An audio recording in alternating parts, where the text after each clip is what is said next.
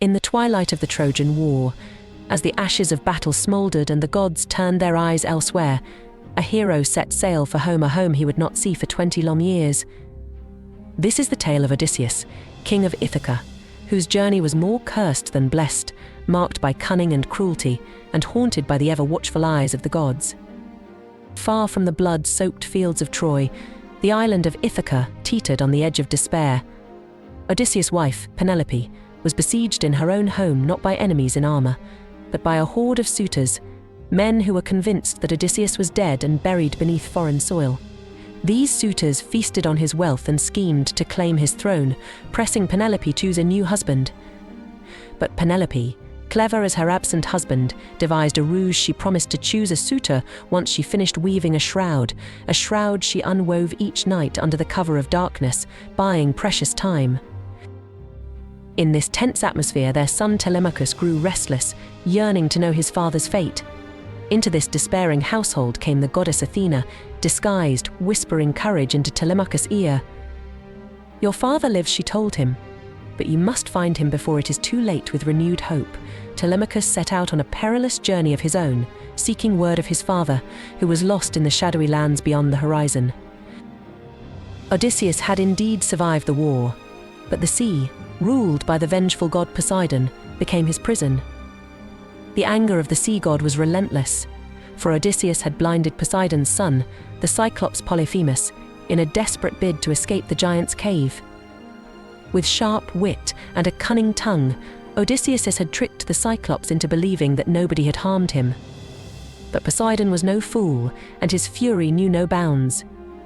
Storm after storm battered Odysseus' ship, hurling it from one deadly encounter to the next. The hero and his men landed on the island of Circe, a beautiful sorceress who ensnared them in her web of enchantments. With a wave of her hand, she transformed his men into swine, leaving Odysseus to face her alone.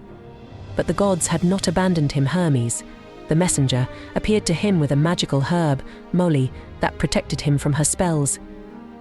With steely resolve, Odysseus confronted Circe, forcing her to restore his men. Yet even after breaking free of her spell, they lingered on her island for a year, their return to Ithaca delayed yet again. When they finally left Circe's island, their path led them into the jaws of death itself. They navigated the narrow strait between Scylla, the six-headed monster who snatched sailors from their decks, and Charybdis, a whirlpool that could swallow an entire ship. Heart-pounding, Odysseus steered his ship through the deadly pass, losing many of his men to Scylla's snapping jaws. But the worst was yet to come. Fate would not let Odysseus return home with his crew. When his men, driven by hunger, slaughtered the sacred cattle of the sun god Helios, divine retribution struck them down. Zeus himself unleashed a storm that shattered their ship. Odysseus, the sole survivor, clung to the wreckage, adrift and alone on the unforgiving sea. For 7 long years, Odysseus was held captive by the nymph Calypso on her island, Ogygia. She loved him, offered him immortality if only he would stay. But Odysseus' heart was not hers to claim. It belonged to Ithaca, to Penelope, to the life he had left behind. Though the days dragged on and hope seemed a distant memory, Odysseus never surrendered to despair. Once more, Athena intervened. She pleaded with Zeus, and the king of the gods decreed that Calypso must let Odysseus go. With sorrow in her heart, the nymph helped him build a raft, and Odysseus set sail once more. But Poseidon, still seething with rage, unleashed one final storm that wrecked his fragile raft and left him stranded on the shores of Phaeacia. In Phaeacia, Odysseus was found by the princess Nausicaa, who brought him to her father's court.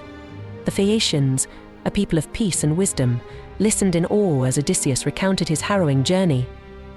Moved by his suffering, they offered him safe passage home. When he finally set foot on Ithacan soil, 20 years had passed since he had left. But the dangers were not over. Disguised as a beggar, Odysseus crept into his own palace, where the suitors feasted and plotted. He reunited with Telemachus in secret, and together they devised a plan to take back what was theirs. Odysseus revealed himself in a contest of strength and skill, stringing his mighty bow and shooting an arrow through 12 axe heads, a feat no other man could accomplish. Then, with Telemachus by his side, he unleashed his fury on the suitors, killing them all in a final, bloody battle. At last, Odysseus stood before Penelope, who had waited faithfully for 2 decades. She tested him, wary of trickery, but when he spoke of their secret of the bed he had carved from the trunk of an olive tree, she knew it was truly him. Husband and wife were reunited, and Ithaca was at peace once more. Though Odysseus returned, he was forever marked by his journey. His name, meaning one who brings suffering, was a curse in itself. He had outwitted gods and monsters, but the cost was steep. Every one of his men had perished, and the years had stolen the prime of his life.